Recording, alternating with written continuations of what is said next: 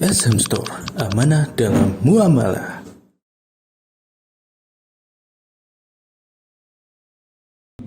Di antara kezaliman yang paling besar, yang paling parah adalah berbuat kesyirikan.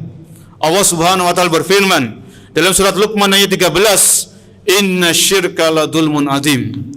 Sesungguhnya kesyirikan merupakan kezaliman yang paling agung. Kesyirikan diharamkan oleh Allah di seluruh bulan, maka kesyirikan yang dikerjakan di bulan-bulan haram itu dosanya jauh lebih besar dibandingkan dengan kesyirikan yang dilakukan di luar bulan-bulan yang istimewa.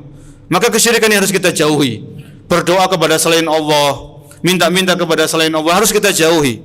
Bertawakal kepada jimat, bertawakal kepada jambi-jambi, ini harus kita jauhi. Segala macam bentuk kesyirikan itu adalah kezaliman yang paling besar. Masyaallah muslimin, jemaah salat Jumat yang dimuliakan oleh Allah Subhanahu wa taala. Kemudian kezaliman yang harus kita jauhi di antaranya di bulan-bulan yang istimewa adalah kezaliman terhadap diri sendiri. Kok bisa seseorang mendolimi dirinya sendiri?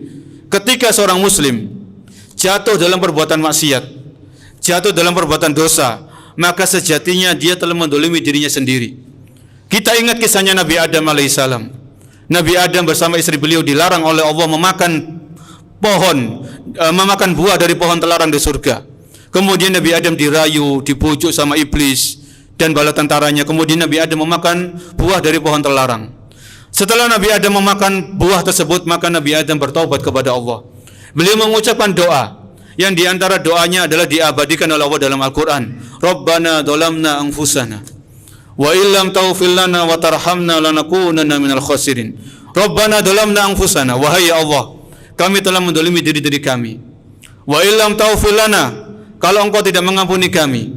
Wa tarhamna, kalau engkau tidak mengasihani kami. Lanakunanna minal khasirin, maka kami termasuk orang-orang yang rugi.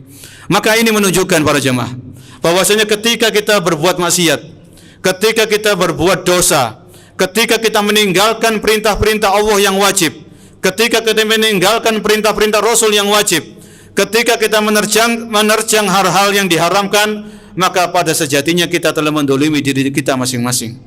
Ini harus kita camkan. Kemudian kezaliman yang harus kita jauhi diantaranya, sebagaimana Nabi SAW sebutkan ketika beliau sedang melakukan haji wada, maka beliau pernah menyampaikan khutbah. Di antara isi khutbah beliau, fa inna dima'akum wa amwalakum wa aradakum haramun kaharamun. Maka sesungguhnya darah-darah kalian, harta-harta kalian, kehormatan-kehormatan kalian itu haram sebagaimana haramnya hari kalian ini. Maka Nabi SAW sebutkan 3 macam kezaliman. Ini zalim yang sesama manusia atau hablum minan nas. Zalim yang pertama adalah zalim masalah darah. Ketika seseorang membunuh saudaranya, menumpahkan darah saudaranya tanpa alasan yang dibenarkan oleh Islam, maka ini adalah bentuk kezaliman. Maka di antara yang pertama kali dihisab oleh Allah dalam masalah hablum minan nas adalah dalam masalah darah. Kalau hablum minallah, hubungan kita dengan Allah Subhanahu wa taala yang pertama kali dihisab adalah salat. Adapun hubungan sesama manusia, hubungan sesama makhluk yang pertama kali diperhitungkan oleh Allah adalah masalah darah. Maka perhatikan, jangan sampai seseorang menumpahkan darah saudaranya tanpa alasan yang dibenarkan oleh Islam. Kemudian Nabi sebutkan jenis kezaliman yang kedua, wa amwalakum, zalim dalam masalah harta.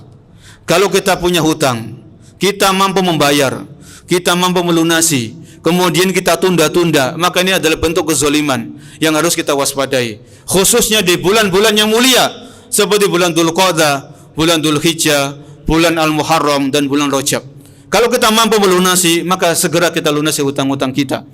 Kemudian kezaliman dalam bentuk harta, curang dalam timbangan, ya, menipu dalam jual beli, menyembunyikan aib, dan masih banyak bentuk-bentuk kezaliman yang ini berkaitan dengan masalah harta. Pembagian warisan, padahal di dalam Islam sudah ada pembagian warisan dengan cara yang benar. Kemudian ada orang yang tidak terima, dia ingin mendapatkan harta warisan yang lebih banyak, maka ini adalah bentuk kezaliman dalam masalah harta. Kemudian Nabi sebutkan wa'radakum.